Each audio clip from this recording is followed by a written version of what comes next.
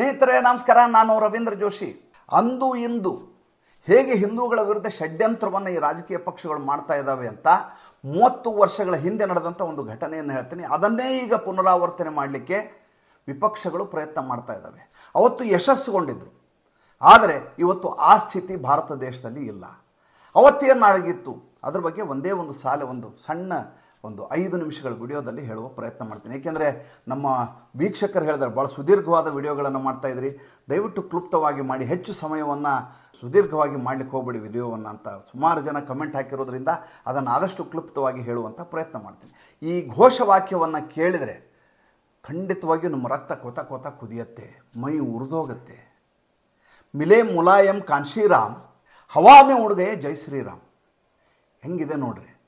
ಈ ಜೈ ಶ್ರೀರಾಮ್ ಅನ್ನುವಂಥ ನಮ್ಮದು ಹಿಂದೂಗಳ ಘೋಷವಾಕ್ಯ ಏನಿದೆ ಅದು ಆಕಾಶ ಹಾರಿ ಹೋಗ್ಬೇಕಂತ, ಅದು ಅಡ್ರೆಸ್ಗೆ ಹೇಳ್ದಂಗೆ ಆಗಬೇಕು ಅಂತ. ಸೇರ್ರವ್ರು ಯಾರು? ಕಾನ್ಶಿರಾಮ್ ಮತ್ತು ಮುಲಾಯಂ ಸಿಂಗ್ ಯಾದವ್. ಘಟನೆ ನಡೆದದ್ದು 1993ರ ಚುನಾವಣೆಯ ಸಂದರ್ಭ ಇದು. ಅದರ ಹಿಂದೆ ಭಾರತೀಯ ಜನತಾ ಪಕ್ಷದ ಸರ್ಕಾರ ಇತ್ತು ಉತ್ತರ ಪ್ರದೇಶದಲ್ಲಿ.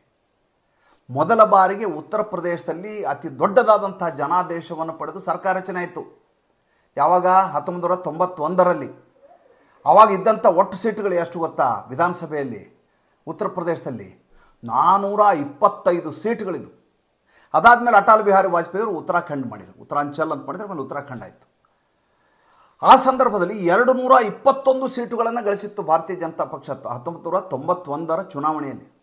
92ರಲ್ಲಿ ಬಾಬ್ರಿ ಮಸೀದಿ ಕೆಡವು ಹಾಕಲಾಯಿತು. ಡಿಸೆಂಬರ್ 6ನೇ ತಾರೀಕಿಗೆ ನರಸಿಂಹರಾಯರು ಕಾಂಗ್ರೆಸ್ನಲ್ಲಿ ರಾಷ್ಟ್ರಪತಿ ಆಡಳಿತವನ್ನು ಹೇರಿದರು ಉತ್ತರ ಪ್ರದೇಶದ ಮೇಲೆ. ಪ್ರಧಾನಮಂತ್ರಿಯಾಗಿದ್ದರು ಅವರು ಕೇಂದ್ರದಲ್ಲಿ.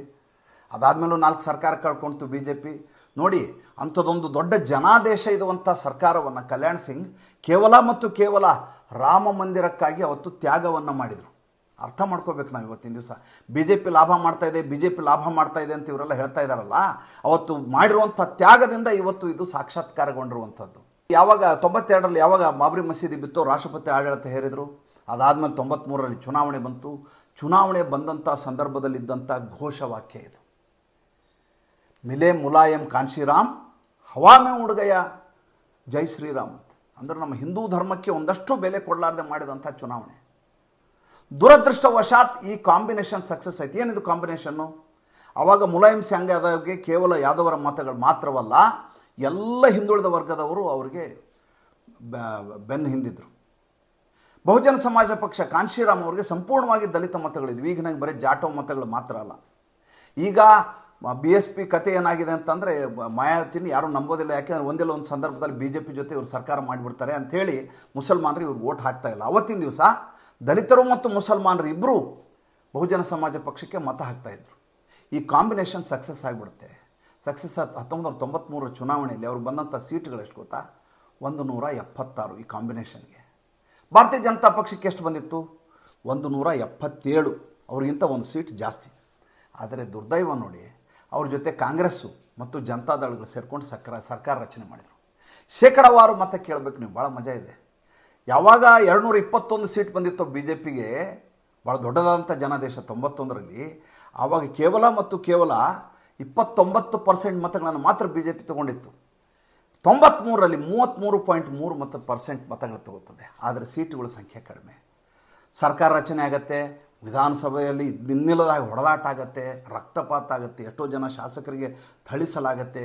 ಅಂಥದ್ದೊಂದು ಸರ್ಕಾರವನ್ನು ಇನ್ನೊಂದು ಸಲ ನೋಡಬಾರ್ದು ಅಂತ ಎಲ್ಲರೂ ಯೋಚನೆ ಮಾಡುವ ಹಾಗೆ ಈ ದೇಶದಲ್ಲಿ ದೊಡ್ಡದಾದಂಥ ಅರಾಜಕತೆ ಸೃಷ್ಟಿಯಾಗುತ್ತೆ.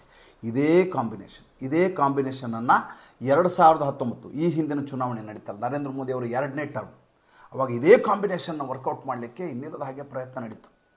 ಹಿಂದುಳಿದ ವರ್ಗಗಳ ಮತಗಳು ಪ್ಲಸ್ ದಲಿತರ ಮತಗಳು ಮತ್ತು ಮುಸಲ್ಮಾನರ ಮತಗಳು, ಇದರ ಕಾಂಬಿನೇಷನ್ನಲ್ಲಿ ಚುನಾವಣೆ ಮಾಡೋಣ. ನರೇಂದ್ರ ಮೋದಿ ಅವ್ರನ್ನ 2ನೇ ಬಾರಿಗೆ ಆಗಿರಬಾರ್ದು. 2014 ಅದೊಂದು ಫ್ಲೂಕ್ ಬೈ ಮಿಸ್ಟೇಕ್. 2004ರಿಂದ 2014ರವರೆಗೂ ಭ್ರಷ್ಟಾಚಾರ ಮಾಡಿದ್ದಕ್ಕೆ ಜನ ಕಿತ್ತೊಗೆದಿದ್ರು ಕಾಂಗ್ರೆಸ್ನ ಜನ. ಈಗ ನಮ್ಮನ್ನು ಕ್ಷಮಿಸ್ತಾರೆ, ಮತ್ತೆ ಹೋರಾಟ ಮಾಡೋಣ ಅಂತ ಹೇಳಿದರು. ಅದೇ ಕಾಂಬಿನೇಷನಲ್ಲಿ ದಲಿತರ ಮತಗಳು, ಹಿಂದುಳಿದ ಮತಗಳು, ಮುಸಲ್ಮಾನ ಮತಗಳು ಅಟ್ಟರ್ ಫೇಲ್ಯೂರ್ ಆಗ್ತಾರೆ. ಒಂದು ಕಡೆ ನರೇಂದ್ರ ಮೋದಿಯವರ ಅಸ್ಮಿತೆ, ಇನ್ನೊಂದು ಕಡೆ ಯೋಗಿ ಆದಿತ್ಯನಾಥ್ ಅವರ ಸಂಘಟನಾ ಚಾತುರ್ಯ ಮತ್ತು ಕಾನೂನು ವ್ಯವಸ್ಥೆಯನ್ನು ಕಾಪಾಡಿದ್ದು ಮತ್ತು ಅಭಿವೃದ್ಧಿ ಕೆಲಸಗಳು.